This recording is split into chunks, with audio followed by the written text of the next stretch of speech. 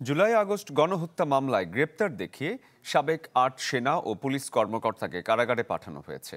Chief প্রসিকিউটরের দাবি, সাবেক IGP Abdullah আল মামুনের নির্দেশে গণহত্যা সহ মানবতা বিরোধী অপরাধ চালায় পুলিশ বাহিনী। এদিন সাবেক সেনা কর্মকর্তা জিয়াউল আহসান বলেন, তিনি আয়নাঘরের দায়িত্বে ছিলেন না, গুমের সাথেও তিনি জড়িত নন। শুনানি শেষে তদন্ত ১ মাসের মধ্যে শেষ করার নির্দেশ দেন আদালত। জুলাই আগস্টে দেশ জুড়ে গণহত্যার সময় পুলিশের প্রধান ছিলেন চৌধুরী আবদুল্লাহ আল মামুন।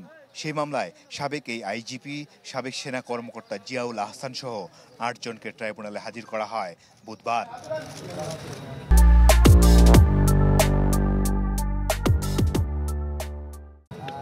গণহত্যায় চৌধুরী মামুনের কমান্ড কিভাবে পুলিশ সদস্যদের হিংস্র হয়ে গুলি করতে উস্কে দেয় তা তুলে ধরেন চিফ প্রসিকিউটর।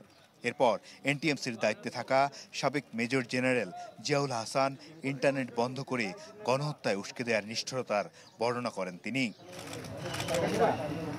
এ সময় আশুলিয়ায় পুলিশের গাড়িতে ৪৩ জনকে পুড়িয়ে মারা, যাত্রাবাড়ির গণহত্যা, মিরপুরের গণহত্যার বর্ণনা দেন চিফ প্রসিকিউটর। এসব পুলিশ কর্মকর্তারা কিভাবে জড়িত তাও তুলে ধরেন তিনি।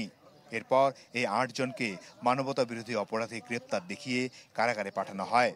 প্রত্যেকটা অফিসারের ব্যাপারে সুনির্দিষ্ট যে সমস্ত অভিযোগ ছিল সেগুলো আমরা সুনির্দিষ্টভাবে তুলে ধরেছি এবং আমরা আদালতকে অবহিত করেছি যে আমরা এই সমস্ত এভিডেন্স যা পাচ্ছি সেগুলো কালেক্ট করে আমাদের তদন্ত সংস্থা বিচারের উপযোগী করে আন্তর্জাতিক স্ট্যান্ডার্ড ফলো করে সমস্ত ডিজিটাল এভিডেন্স, লাইভ এভিডেন্স এমনভাবে আমরা আদালতের সামনে প্লেস করব ক্রিস্টাল ক্লিয়ারভাবে অপরাধীরা জানতে পারবে তাদের কি অপরাধ ছিল।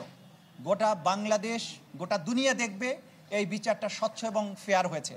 এজলাসে হাউমাউ করে কেঁদে ওঠেন গুলশান থানার সাবেক ওসি মাজারুল ইসলাম। বলেন, ন্যায় বিচার চান তিনি, তবে অন্যরা ছিলেন নির্বিকার। এ সময় জিয়াউল আহসান দাবি করেন, তিনি কখনোই আয়নাঘরের দায়িত্বে ছিলেন না। এই আওয়ামী লীগ সরকারের আমলে যারা বিরোধী দলের থেকে কথা বলার চেষ্টা করেছে, ভয়েস রেজ করার চেষ্টা করেছে, তাদেরকে একের পর এক পরিকল্পিতভাবে অপহরণ করেছেন, গুম করেছেন, বছরের পর বছর আটকে রেখেছেন। সেখানে তাদেরকে নিয়ার ডেথ এক্সপেরিয়েন্স দিয়ে এমন নির্মম অত্যাচারের মাধ্যমে তাদেরকে আটক রেখেছেন। তাদের মধ্যে বহু মানুষ আজও ফিরে আসেনি। আগামী ১ মাসের মধ্যে তদন্ত শেষ করে এই ৮ আইনশৃঙ্খলা বাহিনীর সদস্যের বিরুদ্ধে প্রতিবেদন ট্রাইব্যুনালে দাখিলের নির্দেশ দেওয়া হয়। আর অতিরিক্ত ২ জনকে মোট ৮ জন পুলিশ।